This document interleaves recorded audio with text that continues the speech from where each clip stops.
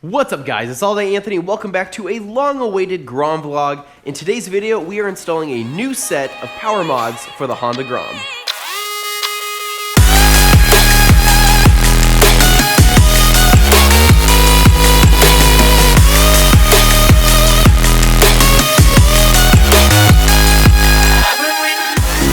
$65, 66, 66, 67, 67, holy crap, dude. Alright guys, so using the words power and Grom in the same sentence can definitely raise a few eyebrows. However, there are a few things you can do to extract a little more power out of the stock 125cc motor to give it better throttle response and hopefully a higher top speed. Now, I've never complained how slow my Grom is. I know exactly what the Grom is all about and I know exactly what it was made for, and when I want to go fast, I have that Triumph Speed Triple over there. With that said though, in the near future I am wanting to plan some longer Grom rides and Grom crawls here in Idaho. If you haven't seen any of my previous Grom crawl videos, check out the Grom playlist to see what I do and what I take this bike through. It's a lot of fun, however our rides are going to get longer and I am going to need a little more power up in the canyons and on the straights.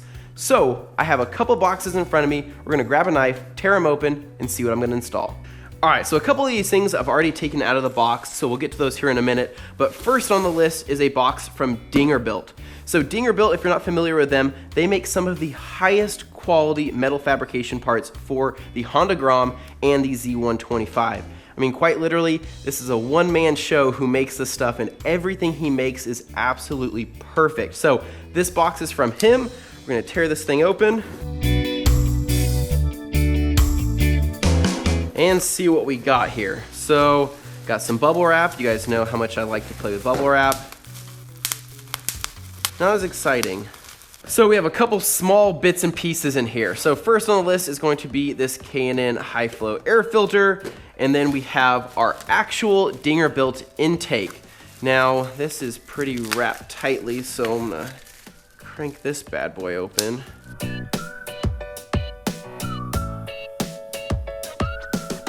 So I actually had Dyno torch this thing just for this project, and you guys are gonna find out why here in a little bit, but this thing looks awesome. So like I said, Dyno made some of the highest quality metal fab for the Grom and the Z125.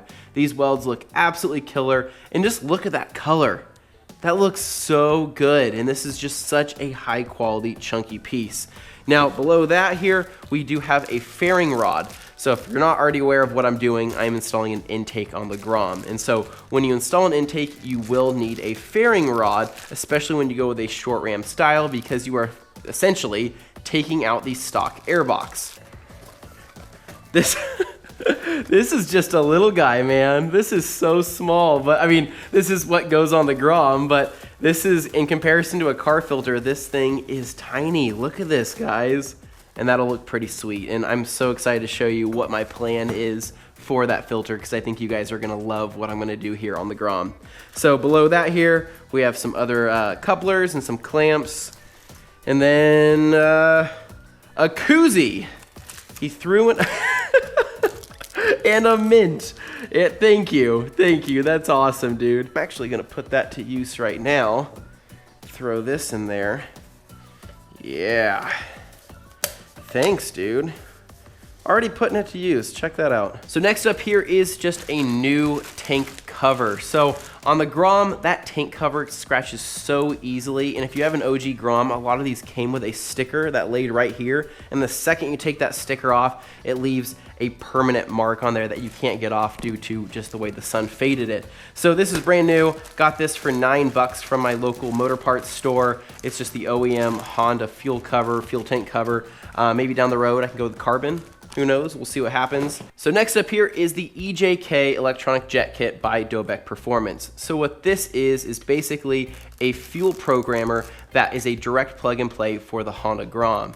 Now, very similar to like a Power Commander, what I like about this though is that you can actually change things on the fly, meaning that it comes with a map already preset for an intake and an exhaust for the Grom, but you can adjust it as necessary to, let's just say, get a little bit more mid-torque, get a little bit more fuel in certain areas of the RPM band. Because here's the thing, guys, when it comes to modding a Honda Grom with air mods, you can typically get away with an exhaust, or you can get away with an intake. The second you do an intake mod and an exhaust, your bike is now running more lean than ever. Hell, these bikes already run lean from the factory, so the second you do both those air mods, it is running lean and it is going to affect the reliability of the motor.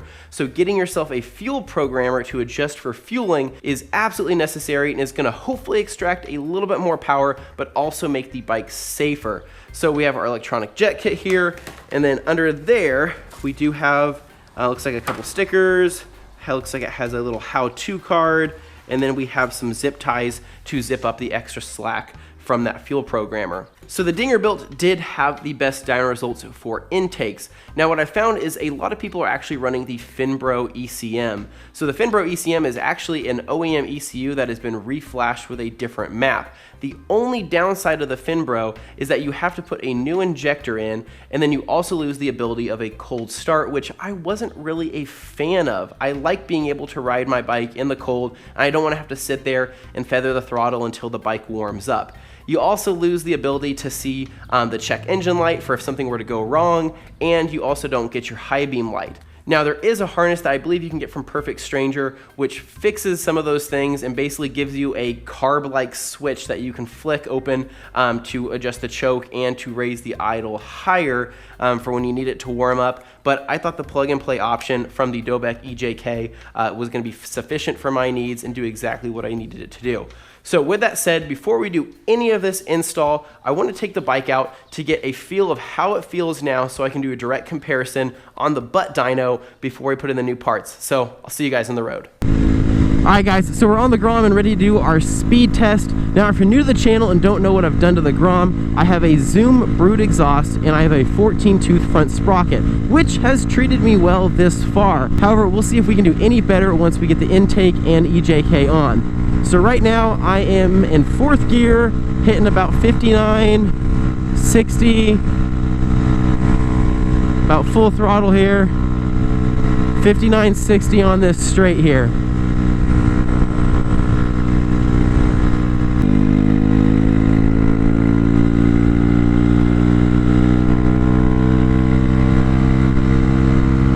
I'm hitting about 53 up this incline, 51, 50, starting to bog down a little bit in 4th gear, kick it down into 3rd.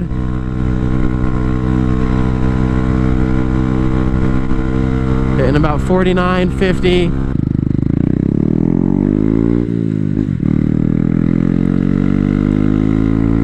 It's moving along pretty good. Redline, 2nd gear, 42 miles an hour, 3rd gear. Hitting about 63 on this downhill, 64. Flat out here. Dropping back down to 61, 60. Holding it flat, 59, 60. All right, so that gives me a pretty good idea. I do think the wind is with me today, so I'm hitting a little bit higher than I normally would hit. But I am curious to see how much better we can do once we get those parts installed. Alright guys, so installing the intake and the EJK is pretty straightforward. We just need to remove the seat and the frontmost plastics. Now there's already a ton of great videos on YouTube showing how to remove the plastics off a Honda Grom, so I'm not going to be documenting the entire thing. I'm just going to make some compilation footage of the work showing you the process and how I'm tackling it, and if I find anything interesting, I'll chime in. So, let's get to work.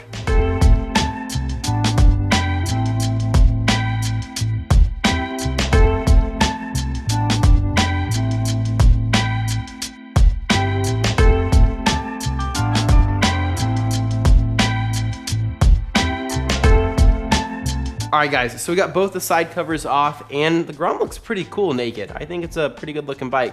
I gave the gas tank a quick wipe down to remove any of the dust, and I figure it's a good time to get into any cleaning that I need to do while I'm in here. So next step is to remove the stock airbox, so let's get it done.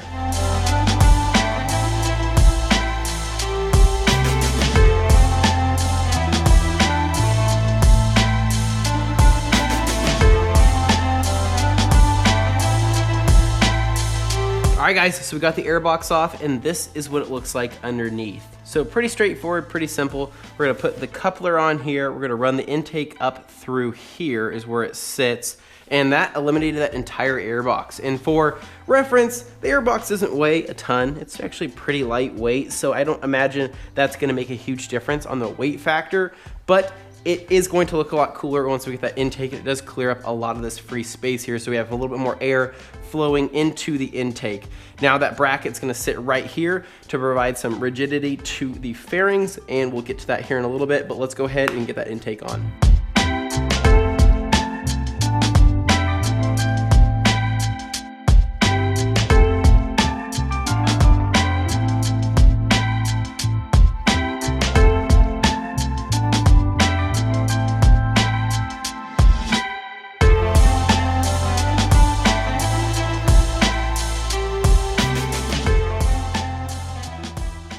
All right, so what I realized is that there's actually a bracket in the way. So this intake's gonna come out like this and turn in this way. So this little bracket right here isn't even important. It just holds these tubes right here. They can free hang or whatever you wanna do. So if you wanna remove that bracket, you can. What I decided to do was kind of hammer it out of the way. So I just grabbed a little piece of plastic here and have just been bending it back so it's not gonna sit in the way. So I'm gonna hammer it a little bit more and I should have that proper clearance that I need. All right, so I just did a mock-up here and it fits perfect. Just hammering that bracket out of the way makes a ton more room here. So that other hose from the other side, that breather hose, is going to come back through here, plug into there. This switch right here is gonna switch right into there, but that's essentially what it's gonna look like. These throttle cables are kind of in the way, so I'm gonna try to see what I can do to get them to where they're not resting on here. But other than that, I think it looks good.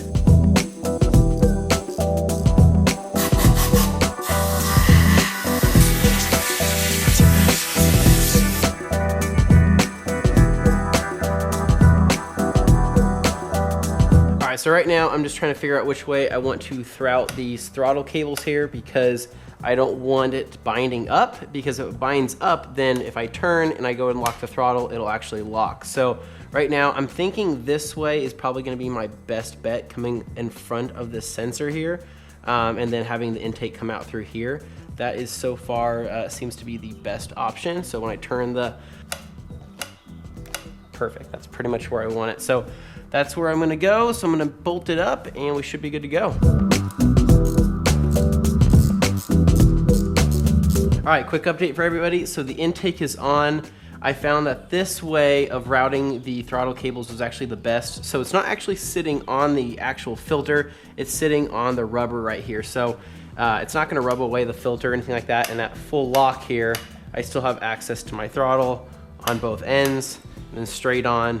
It's perfect. Now I do need to get this breather tube cut here because I am going to route this probably behind this tube right here and up into this. So I'm gonna cut it about right, I don't know, I wanna give myself some slack. So probably about right there is where I'm gonna cut it and then run it to that. Perfect. All right, so with everything connected, we should be able to start up the Grom and hopefully hear no weird sounds and only good sounds.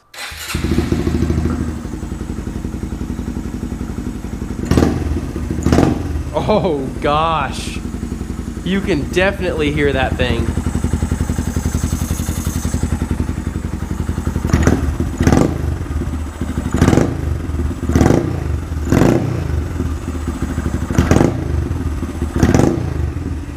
Dude, that sounds nuts. That sounds so good. Holy crap.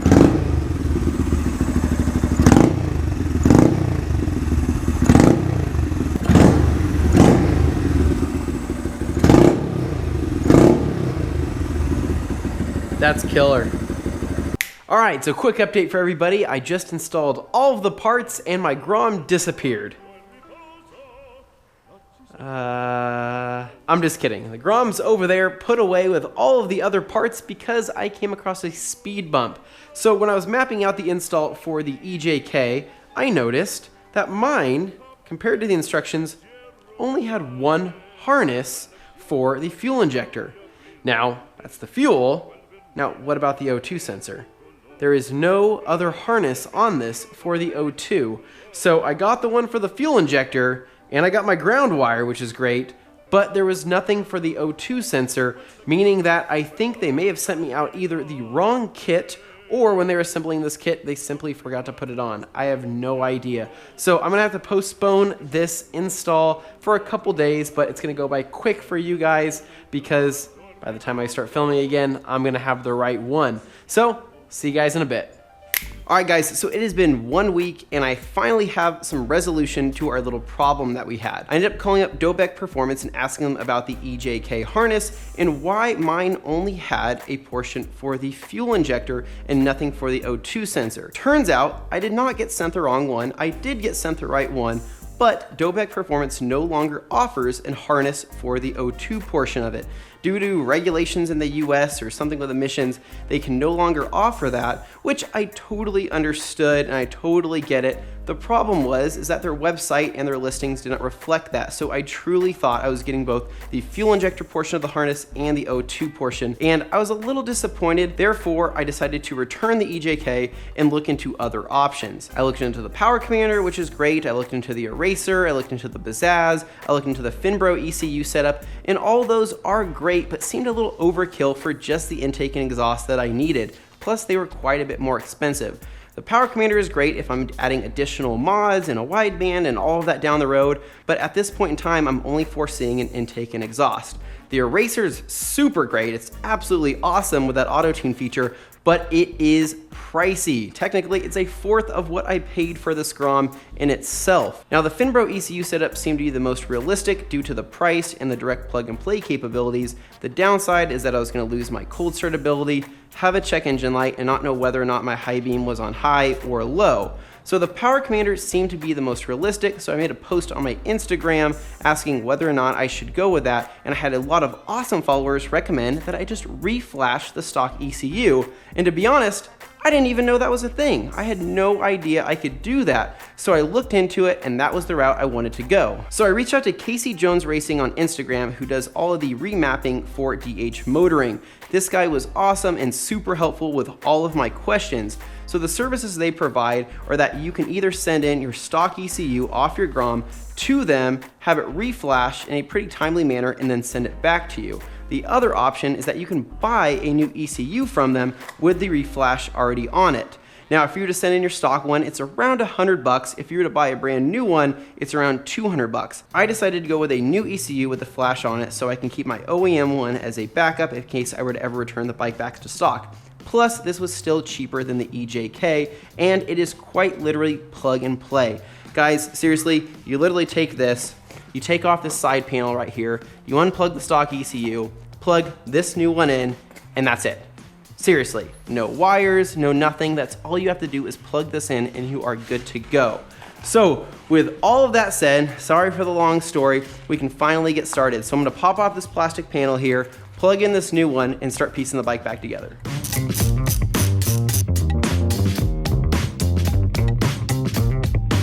All right guys, so we got this plastic panel loose. I slid out the ECU from underneath here. So all this is one little clip, and we can wiggle this out from the harness itself, and voila. Now what I did is just a precautionary thing, is I unplugged the battery completely before I did this.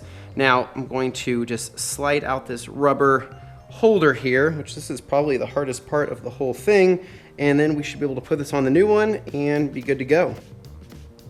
All right, get the battery plugged in and then we'll fire this up to see if it all starts up and if everything's in working order.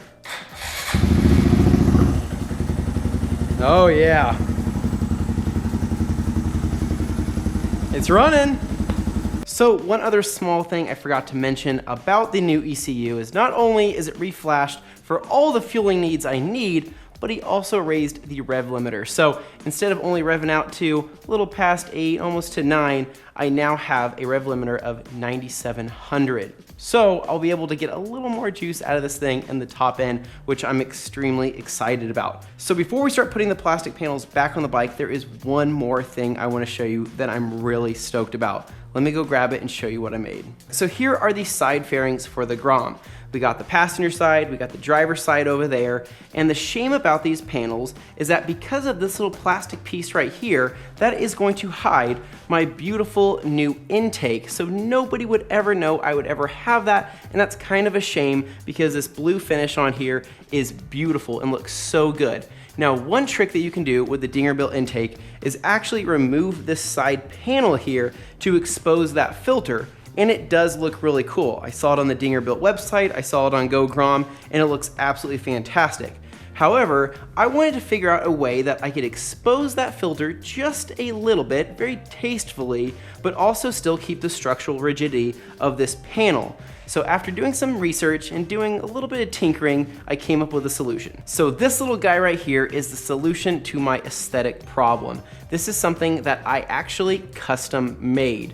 Now, not super custom, not literally made everything, but as far as this itself, this is something that I've never seen done before.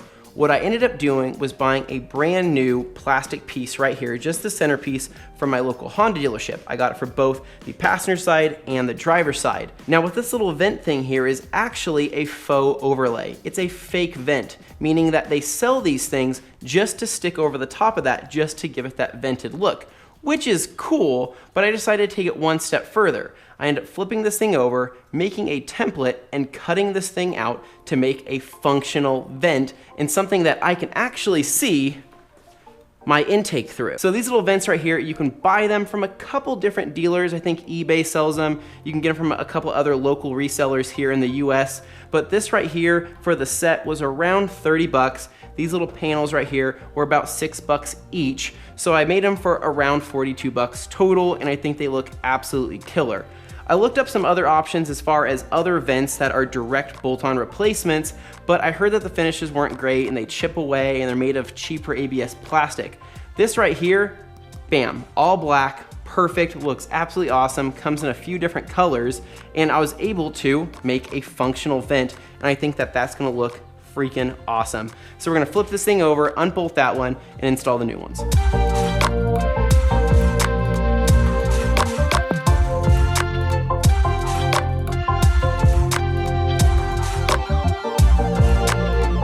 Now, some people would probably only vent out the left side, but my OCD kicked in. I said, well, what's the point of having a vent on that side if I don't have a matching one on the other side? So I have a matching one for the other side that I made as well.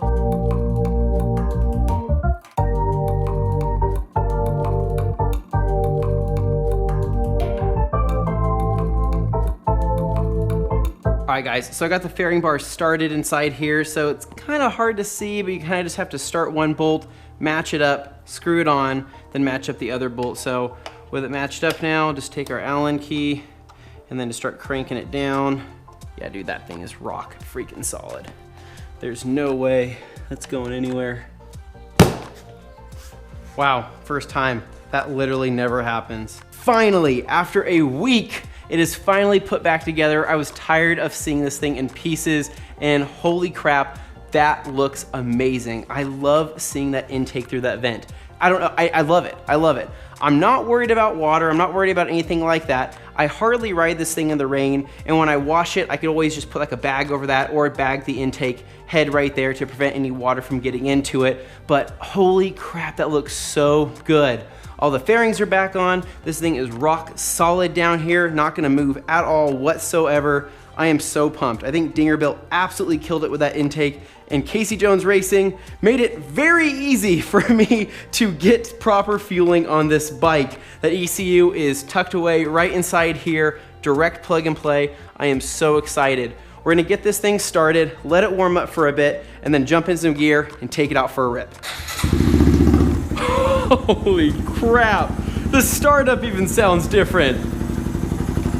Oh my God, I am so, okay, I gotta get dressed. Okay, I'll see you guys in a minute.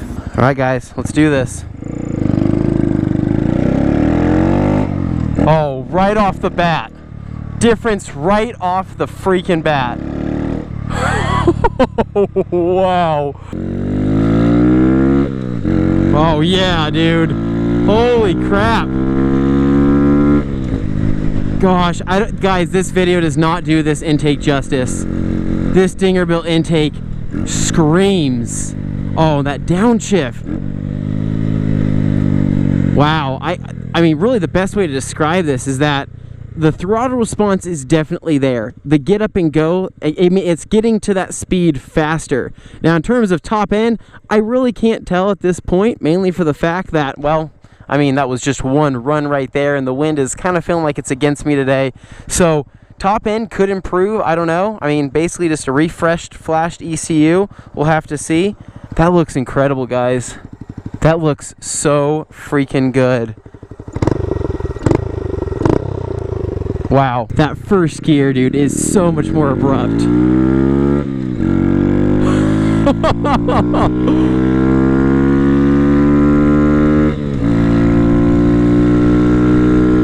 Dude, this thing feels like it's moving.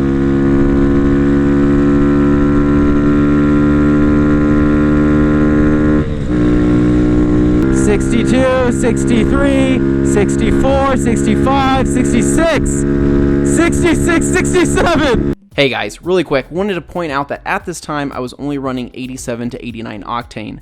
I found out later that Cameron actually tuned the ECU to be running 91 octane because of the more aggressive timing on the new ECU setup. I went back a day later and was able to hit 72 to 73 miles per hour on the same exact decline, and the 91 really brought this bike to life. Just wanted to point that out for anybody that says 67 miles per hour is not too impressive, and I totally get that. 91 was truly the fix for getting a higher top speed. But let's get back to the video. 125cc Grom, just hitting 67 miles an hour. I'm feeling pretty confident in this thing, guys. I'm feeling really confident. I'm gonna take it out on this 55 mile an hour road. I think I can get up to speed pretty quick.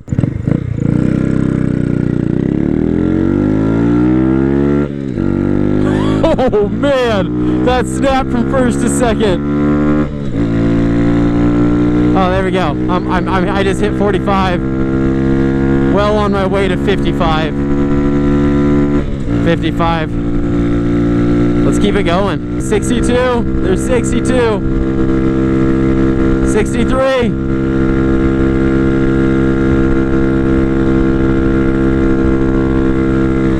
Wow. That feels awesome. Holy crap, that feels awesome. Alright guys, so that's going to wrap up this video. I'm going to go out, enjoy the night, ride my Grom some more with its new and unlocked power. I am so happy.